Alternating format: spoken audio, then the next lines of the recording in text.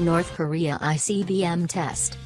Seoul, South Korea, grinning broadly, North Korean leader Kim Jong-un delighted in the global furor created by his nation's first launch of an intercontinental ballistic missile, vowing Wednesday to never abandon nuclear weapons and to keep sending Washington more gift packages of missile and atomic tests. U.S. and South Korean forces, in response to Tuesday's launch, engineered a show of force for Pyongyang, with troops from the Allies firing deep-strike precision missiles into South Korean territorial waters. South Korean President Moon Jae-in ordered the drills arranged with the U.S. to show North Korea our firm combined missile response posture, his office said.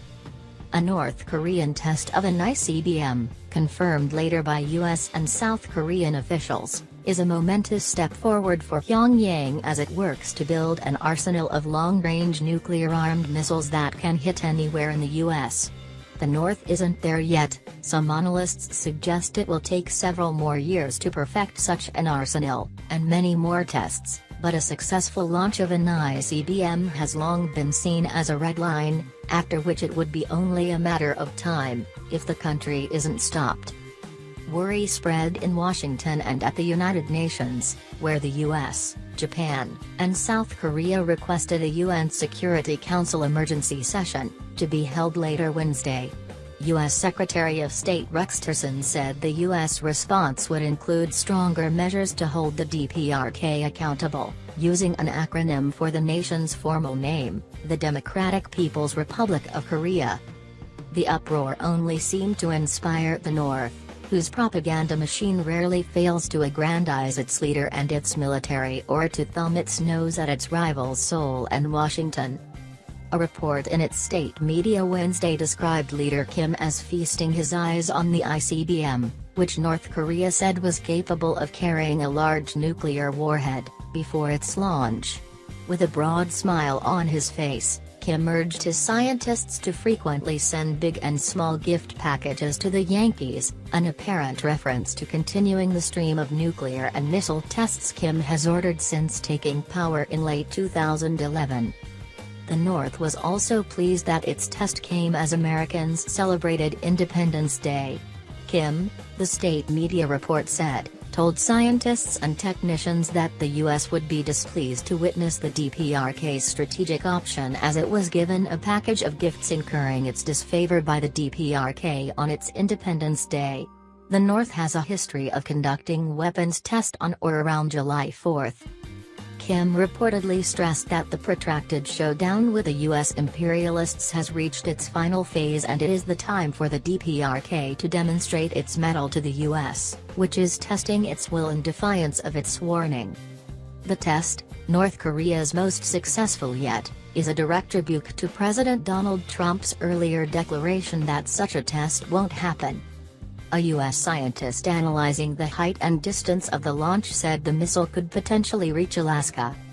North Korea's Academy of Defense Science, in a bit of hyperbole, said the test of what it called the Hwasong-14 marked the final step in creating a confident and powerful nuclear state that can strike anywhere on Earth. South Korea's defense ministry, in a report to lawmakers, tentatively concluded that North Korea test-fired a new missile with an ICBM class range of more than 5,500 kilometers. But the ministry said it was not certain whether the test was successful because Seoul couldn't verify whether the North has mastered re-entry technology for an ICBM. The ministry said North Korea may now conduct a nuclear test with boosted explosive power to show off a warhead to be mounted on a missile.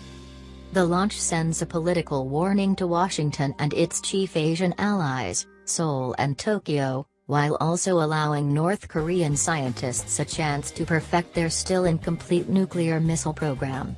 It came days after the first face-to-face meeting between Trump and Moon and ahead of a summit of the world's richest economies. Hamish de Breton Gordon, a former commanding officer of the British Armed Forces Joint Chemical Biological Radiological Nuclear Regiment, said that in capability of missile terms and delivery, it is a major step up and they seem to be making progress week on week. He added, however, that actually marrying the warhead to the missile is probably the biggest challenge. which they appear not to have progressed on. North Korea has a reliable arsenal of shorter-range missiles and is thought to have a small number of atomic bombs, but it is still trying to perfect its longer-range missiles. Some outside civilian experts think the North has the technology to mount warheads on shorter-range Rodong and Scud missiles that can strike South Korea and Japan, two key U.S. allies where about 80,000 American troops are stationed. But it's unclear whether it has mastered the technology needed to build an atomic bomb that can fit on a long-range missile. Soon after the launch, Trump responded on Twitter, "North Korea has just launched another missile. Does this guy have anything better to do with his life? Hard to believe that South Korea and Japan will put up with this much longer. Perhaps China will put a heavy move on North Korea and end this nonsense once and for all." This guy presumably refers to Kim. China is North Korea's economic lifeline and only major ally, and the Trump administration is pushing Beijing to do more to push the North toward disarmament. After North Korea claimed earlier this year it was close to an ICBM test launch, Trump took to Twitter and said, "It won't happen." North Korea says it needs nuclear weapons and powerful missiles to cope with what it calls rising U.S. military threats.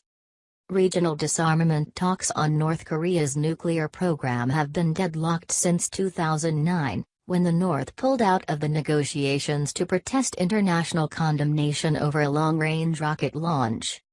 The missile test could invite a new round of international sanctions, but North Korea is already one of the most sanctioned countries on Earth. Last year, North Korea conducted its fourth and fifth atomic bomb tests and claimed a series of technical breakthroughs in its efforts to develop long-range nuclear missiles.